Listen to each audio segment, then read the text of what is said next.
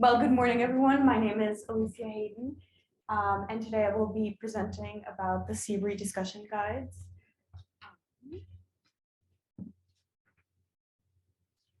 Okay, so for some basic background, this is what the CEBRE guides look like. As you can see, they're a trifold pamphlet in a graphic narrative style, and basically these were created by Dr. Golden and his team. And they were meant to facilitate patient-doctor conversations regarding the radiotherapy treatment. And so some other goals included, in general, educating patients about certain treatment options, which would also improve like the informed consent aspect of treatment, and then also reducing patient anxiety, because this is obviously something that can be very overwhelming for patients. There can be a lot of information given to them at once. So I think this is an important resource for them to keep track of all of the new information that they're given. So this is an excerpt from one of the guides. They're actually both in Spanish and in English.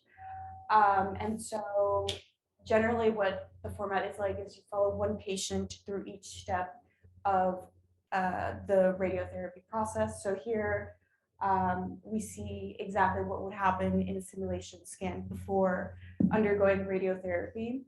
And it's meant to prepare patients. It talks about what they might hear, what they might feel, certain things to ask their doctors.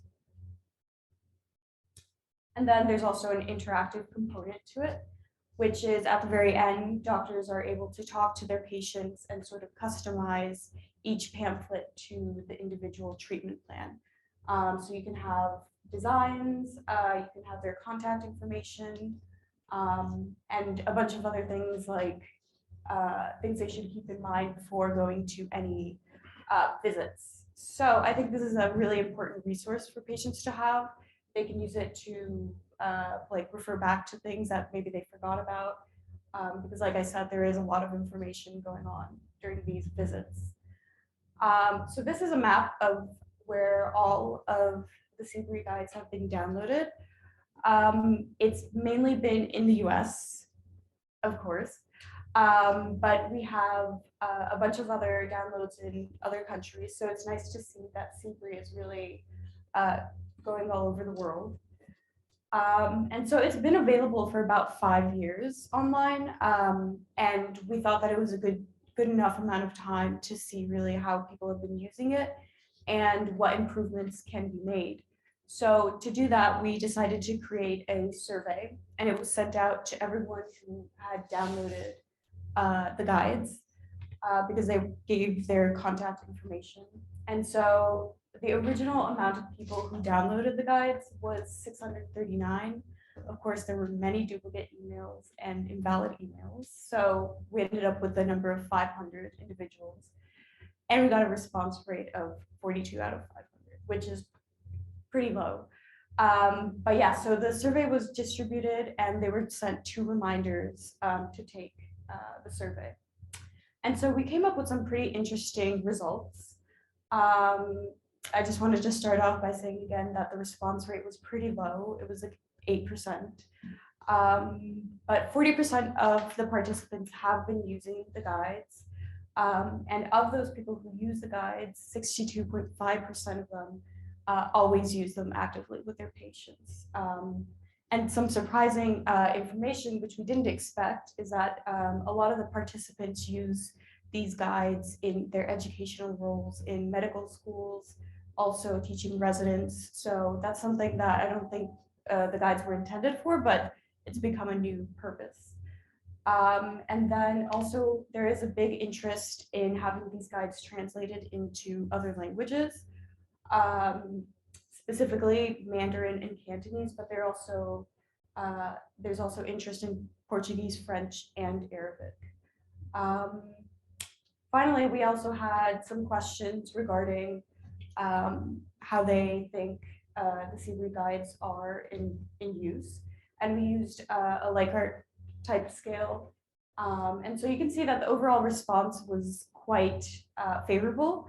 A lot of the doctors found these to be useful when explaining, the radiotherapy process to their patients. They also felt that it helped patients get prepared for treatment and also help reduce their anxiety a little bit. And they would recommend it to their other colleagues.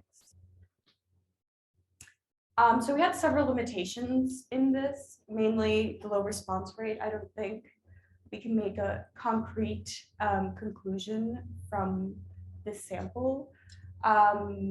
Also, there's a lot of outdated contact information, a lot of emails bounced back. And then finally, also the social desirability bias. A lot of people always want to say positive things about something in a survey rather than saying, no, it sucks. So, I think people are usually more inclined to say positive things. But that being said, I think there are some important conclusions you can draw. It seems like the guides are accomplishing the goal that was set out. I think there should be some future studies, maybe with focus groups or individual interviews that address specifically what's been working, how are they using it. And there's also, like I mentioned, a huge interest in translating the guides. So the group is currently focusing on how to find funding opportunities to translate these guides to other languages, mainly Mandarin, Hindi, French, Arabic, or the top 10 languages spoken around the world.